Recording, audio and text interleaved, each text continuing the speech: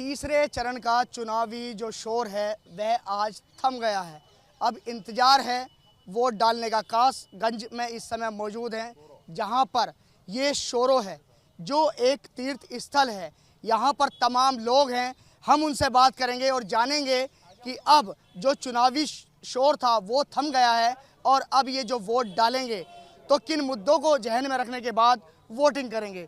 जी, आपसे जानना चाहूँगा कि अब वोट की बारी है, वोट की चोट की बारी है, किन मुद्दों को जहन में रखने के बाद आप वोटिंग करेंगे? पहला मुद्दा है हमारे गरीबों के लिए 2.5 लाख रुपए दिए। दूसरा है गरीबों के लिए एक महीने में 2 बार अनाज मिल रहा है। गुंडागर्दी ख़त्म है, पकड़ फिरौती ख़त्म है और हम इसलिए ही वोट डालेंगे भाजपा को। आपसे जानना चाहूँगा कि आप किन बातों को जहन में रखने के बाद वोट डालेंगे? हम तो उन बातों को जहन में रखेंगे। पहले नोटबंदी इन्होंने कर दी, फिर जीएसटी ले आए, फिर कोरोना ले आए और सबरी बात होने के रोजगार नहीं मिला। इसमें महिलाओं पर अत्याचार है, बच्चियों पर अत्याचार है, किसान परेशान है, सालों से किसान परेशान है। महंगाई देखिए, पेट्रोल के दाम देखिए, डीजल के देखिए, कड़ुआ तेल के देखिए। इन मुद्दों पर हम अखिलेश यादव को वोट दें। जी, आप किन मुद्दों पर वोट करेंगे? देखिए, हमारा मुख्य मुद्दा ये है, पहला मुद्दा है विकास का और दूसरा मुद्दा है सुरक्षा का। भयमुक्त शासन जो है वो मूल मुद्दा है और विकास का मुद्दा, ये हमारी जो सबसे बड़ी बात है। ये जो हमारा विकास का ये जो शोरों के लिए तीर्थ स्थल घोषित किया है माननीय योगी आदित्यनाथ जी ने, हम उसके ऊपर वोट करेंगे। आपकी वोट बन गई? अभी नहीं बनी, इंतजार में हो। चलिए फिर अभी आपसे बात नहीं करते। जी, किन मुद्दों को जहन में रखने के बाद आप वोट डालेंगे इस बार? सर जी, सबसे बड़ी कानून व्यवस्था का मुद्दा है। आज पूरे उत्तर प्रदेश का युवा अपने कहीं भी रोजगार स्थल पर जा सकता है और अपने माता पिता की जो है आकांक्षा के अनुरूप लौट सकता है, जो पहले ये संभव नहीं था। जो सुरक्षा व्यवस्था अच्छी है, उसको जहन में रखने के बाद आप वोट डालेंगे। आपसे जानना चाहेंगे? हमारे यहाँ पर ये 16 सूकर क्षेत्र के लिए जो उन्होंने तीर्थ स्थल बनाया है, योगी जी ने घोषणा करी है, उसके नाम पर हम वोट देंगे भाजपा के लिए। जी, भाजपा के लिए वोट देंगे। नहीं, वोट किसी पार्टी का नाम मत लीजिए, आप सिर्फ मुद्दे बताएंगे, क्योंकि अब जो चुनाव जो प्रसार था अब वह थम गया है। अब सिर्फ दिन है वोट डालने का, बस सिर्फ अपनी वो बताइए, आपके जहन में क्या चल रहा है, मुद्दे क्या हैं आपके जहन में? ये चल रहा है सबसे पहले सुरक्षा। आजकल हर आदमी सुरक्षित है। रात के 12 बजे 1 बजे कहीं भी घूमो, कोई दहशत नहीं, कोई डर नहीं। सुरक्षा सबसे पहले है, सबसे ज्यादा मुख्य हमारा मुद्दा यही है, सुरक्षा। चलिए, आप सुरक्षा के नाम पर वोट डालेंगे।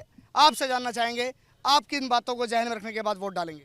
हम इस बात पर डालेंगे कि हमारी माता बहनें सब सुरक्षित हैं और हमारा तीर्थ सोरो सूक्र क्षेत्र योगी जी ने किया है, इस मुद्दे पर हम वोट डालेंगे। सुरक्षा व्यवस्था पर वोट करेंगे। आपसे जानना चाहेंगे, किन बातों को जहन में रखने के बाद वोट डालेंगे? जी, हमारे अंदर तो कई एक बातें हैं। सबसे बड़ी चीज़ ये है कि जितनी भी व्यवस्थाएं सरकारें करती हैं वो तो करती ही हैं, लेकिन इसमें सबसे बड़ी चीज़ क्या है कि सुरक्षा, और सुरक्षा के अलावा चिकित्सा, और हमारे जितने भी विद्यालय हैं उनको स्थापित किया हो रहे हैं धीरे धीरे। वेद विद्यालय हमारे विलुप्त हो गए पूर्व शासन में, वह धीरे धीरे स्थापनाएँ हो रही हैं, जो हमारे छोटे छोटे तीर्थों में बच्चे मतलब हमारे वेद अध्ययन से मतलब बिल्कुल भूल गए थे, तिलक चंदन लगाना भूल गए थे।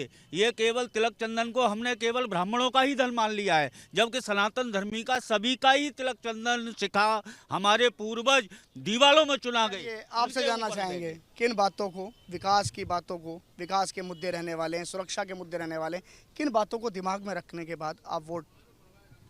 हमारा मेन मुद्दा विकास है और इसके साथ साथ सुरक्षा, ये 2 मेन मुद्दे हैं। और वैसे भी हमारे तीर्थ स्थल की कम से कम वर्षों से उपेक्षा हो रही थी, जो माननीय मुख्यमंत्री योगी आदित्यनाथ जी ने हमारे तीर्थ को तीर्थ के रूप में अब घोषित किया है, और हम इसी मुद्दे को लेकर उनका समर्थन करेंगे और उनके लिए आगे के लिए। जी, आप बताइए, किन बातों को जहन में रखने के बाद वोट डालेंगे? ऐसा है, योगी जी के शासन में गुंडागर्दी मुक्त, किसानों के लिए पैसा, मकानों के लिए पैसा, बाहर आ गए थे तो बीजेपी के लिए वोट डालेंगे। देखिए, पार्टी का नाम मत लीजिए, क्योंकि अब चुनावी शोर था वो थम गया है, यानी कि कहीं ना कहीं सुरक्षा व्यवस्था को लेकर वोट डालेंगे, ये कहना चाहते हैं ना आप? हाँ, ये कहना चाहते हैं और हमारा तीरथ कर दिया उन्होंने सोरो सूकर क्षेत्र। आपसे जानना चाहेंगे। हम जो वोट देंगे अपना किसी पार्टी या उसके नहीं है, हम आम आदमी और हम वोट देंगे जो हमारे तीर्थ का विकास करेगा उसको, जो तीर्थ का विकास करे। यहाँ का बहुत पुराना तीर्थ है, इतना पुराना कोई तीर्थ नहीं है। ये बराह कुंड है, इसमें 3 दिन में हड्डी गल जाती है। प्रक्षिप्तास्त्र वर्गस्तु ऋण रूप। आप बताइए किन बातों को लेकर? हम अपने राष्ट्रीय, जो हमारी राष्ट्रीय संस्कृति की रक्षा कर सके, जो हिंदुत्व की रक्षा कर सके, उसी को राष्ट्रीय संस्कृति। आप बताइए। जो हमारे धर्म की रक्षा करे, जो हमारे धार्मिक स्थलों की स्थापना करे, जिनको देश की रक्षा करे, जो उच्च शिक्षा दे और चिकित्सा व्यवस्था और सड़क निर्माण में अपनी करे। बिल्कुल बिल्कुल।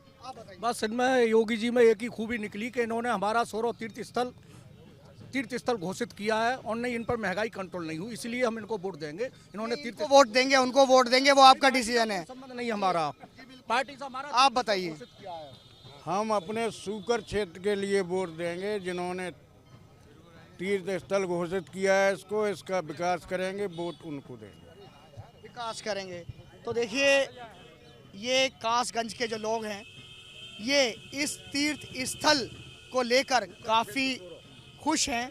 इनका ये कहना है कि मुख्यमंत्री योगी आदित्यनाथ ने इसे तीर्थ स्थल घोषित कर दिया, जिसके बाद हम खुश हैं। बहुत लोगों का अलग अलग नज़रिया है।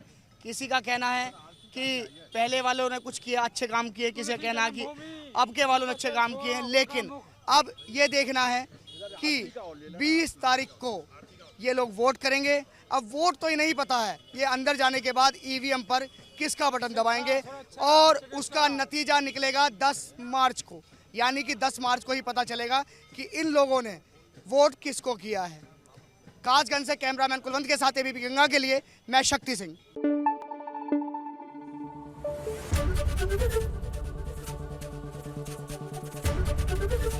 एबीपी गंगा, खबर आपकी, जुबान आपकी।